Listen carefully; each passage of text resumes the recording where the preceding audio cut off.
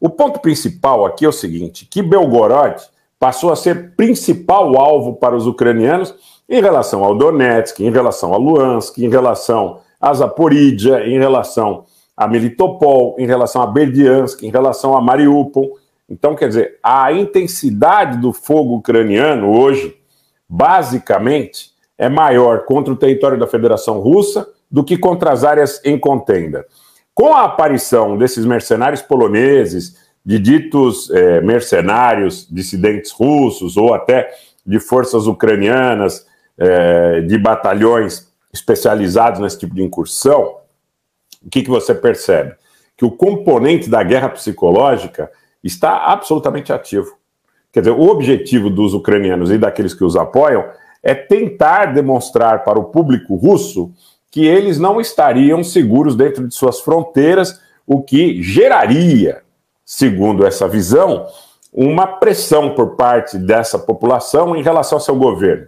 Ou seja, não é importante, sob o ponto de vista da aquisição, pelo menos até aqui, isso pode mudar e nós vamos acompanhar, mas teoricamente não seria importante ganhar o controle de território, recuperar o controle de território. Seria importante, sim, manifestamente importante, mostrar para os russos uma vulnerabilidade que poderia gerar o quê? Dissensos e cobranças internas. E eu acho que nessa linha vai o discurso talvez errático do Prigozhin, quando ele eventualmente critica algumas autoridades do Ministério da Defesa russo, dizendo que medidas preventivas para evitar esse tipo de situação não teriam sido tomadas a contento. Então toda a dinâmica, me parece condição muito clara, tende a promover a guerra de propaganda.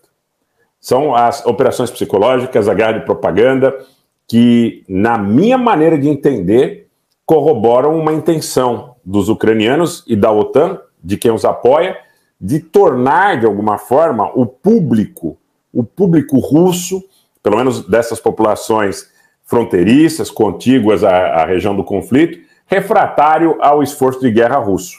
Tá?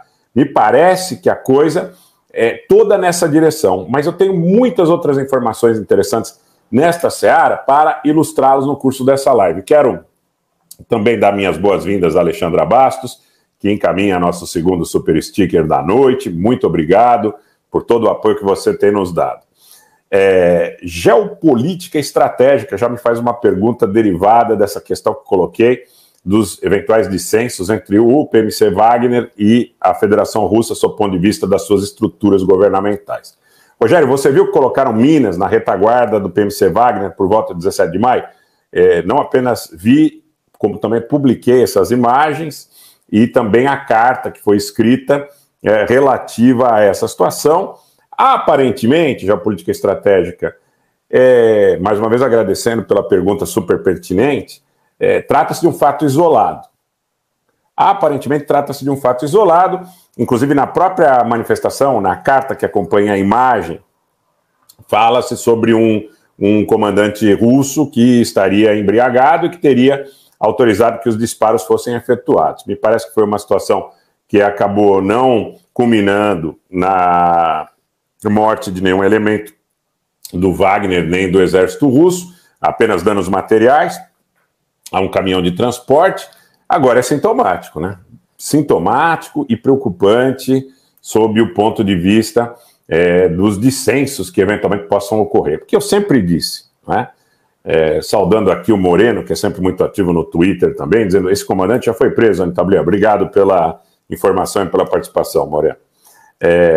Eu sempre disse desde o início que via a questão da OTAN pelo ponto de vista do seu modus operandi, inclusive em conflitos anteriores, muito ligada à ideia de alongar o perfil do conflito para procurar situações politicamente embaraçosas dentro da Federação Russa. Me parece que é essa a tentativa, é essa a manifestação, resta saber se vai ser ou não exitosa.